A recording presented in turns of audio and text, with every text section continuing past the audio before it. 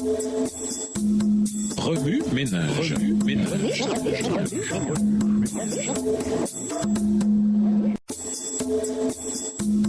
Remue ménage. Bienvenue à votre émission Remue ménage. Voilà la leçon de vendredi. Le temps est venu de ramener notre cœur à Dieu. Lisons Luc 1, verset 7. Luc 1, le verset 7.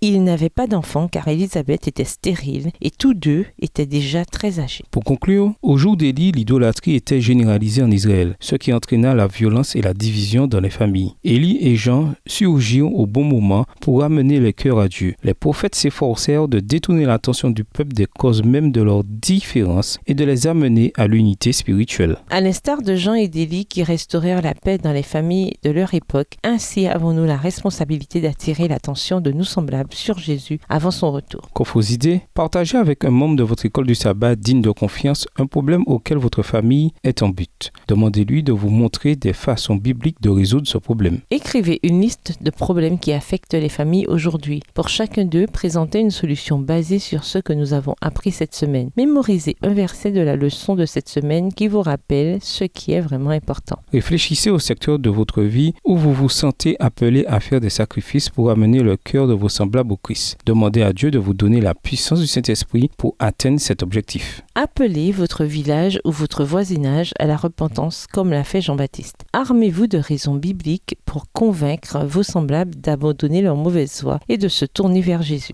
Avec un groupe d'amis, transmettez le message de 1 Roi 18, verset 21 par un sketch sur l'épreuve au Mont Carmel. Planifiez une journée d'activité familiale vous permettant de passer du temps ensemble. Profitez de cette occasion pour tourner vos cœurs vers le Christ et pour créer des souvenirs.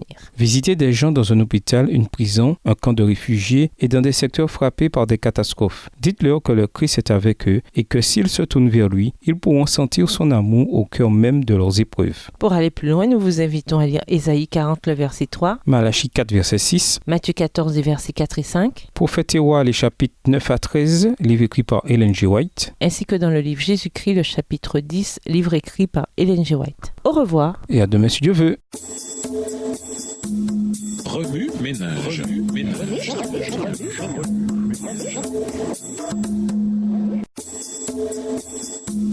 Remue ménage.